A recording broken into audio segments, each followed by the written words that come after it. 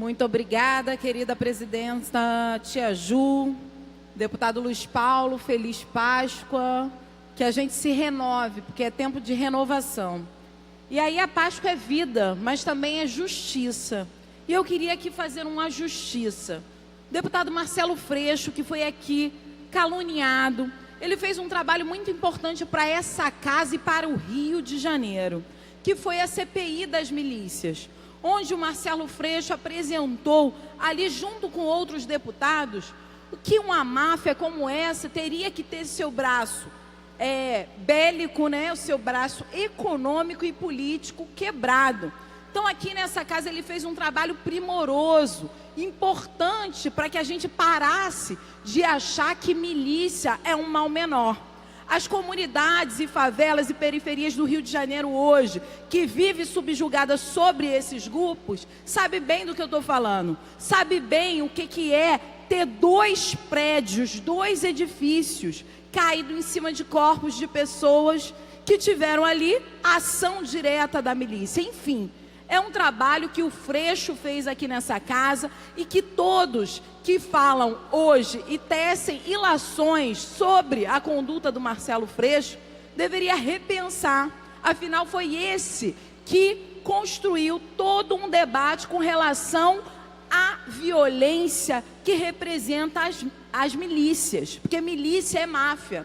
Então eu precisava fazer justiça aqui a esse homem que merece referência, merece inclusive ter sim seguranças. Afinal de contas, foi o seu trabalho prestado para a sociedade, para a população do Rio de Janeiro, que faz com que hoje ele tenha que andar com seguranças. E o governador do estado não faz favor nenhum em ceder seguranças para ele. Pelo contrário, é o que a gente faz no ofício, enquanto figuras públicas que estamos dentro dessas casas, mostrar as mazelas da sociedade, e seja prefeito, governador ou presidente, tem que respaldar o que fazemos dentro dessas casas. Afinal de contas, estamos trabalhando para o bem comum.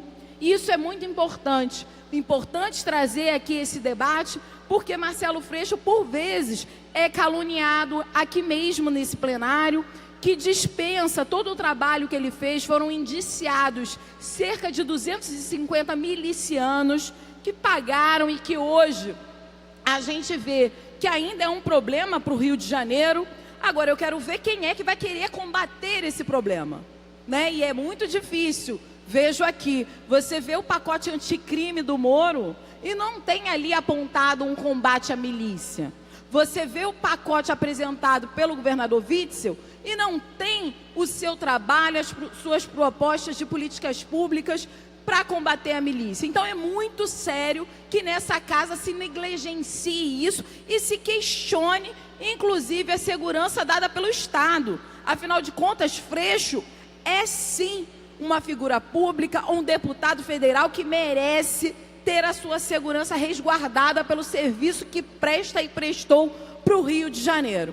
Então as pessoas precisam ter mais cuidado, inclusive. Então, eu quero trazer aqui elementos da Páscoa e da vida e a justiça. E ao lado sempre, deputada, ao lado da resistência e da esperança. Neste fim de semana celebra-se a Páscoa. Sabemos que a Páscoa cristã é herdeira da Páscoa judaica e que as duas possuem sentidos que se complementam.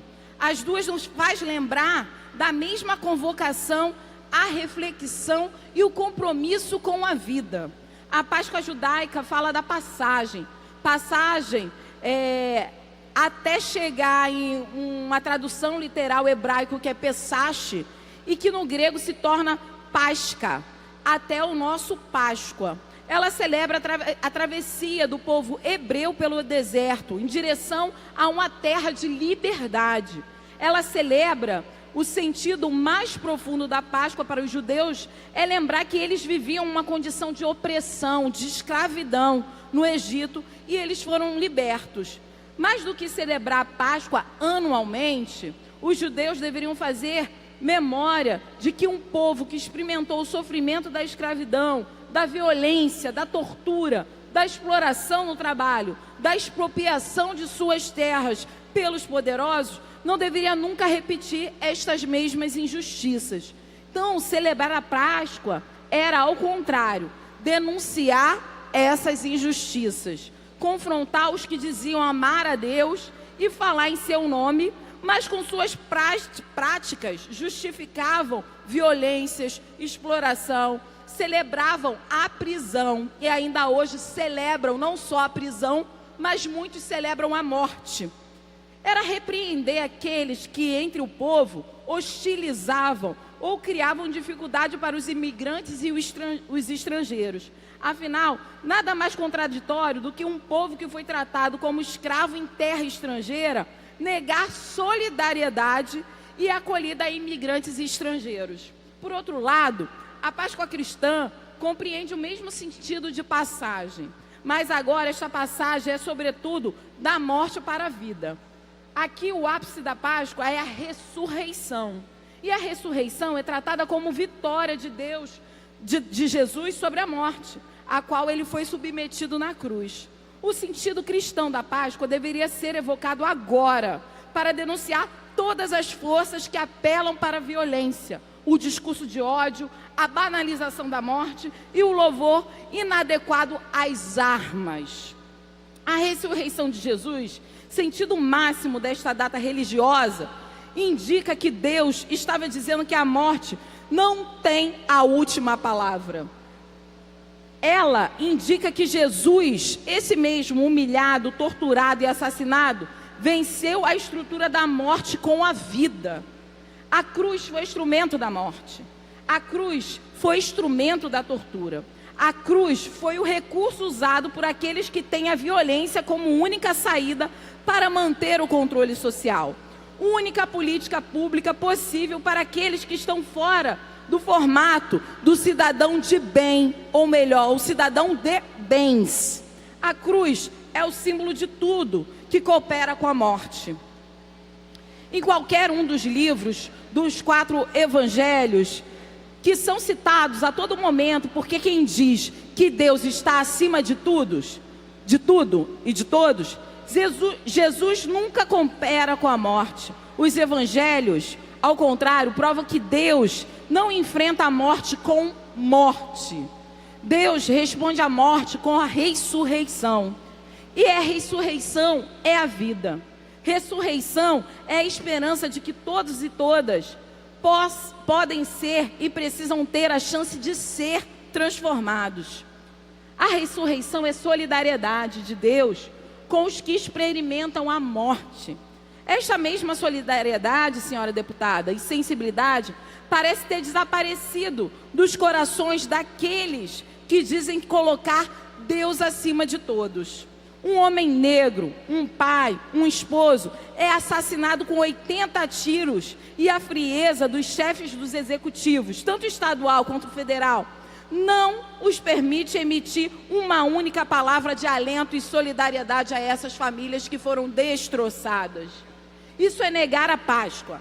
Aliás, muitos neste fim de semana celebrarão a Páscoa com sangue nas mãos.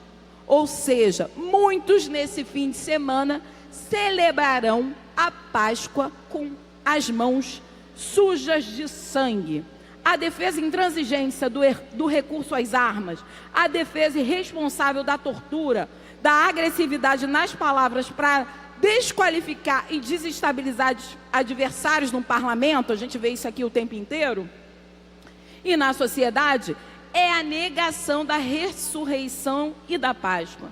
Não importa o que digam, não importa o argumento usado para justificar, a Páscoa tem um lado na história. Como disse Frei Beto, a postura que temos diante da morte traduz o sentido que damos à vida.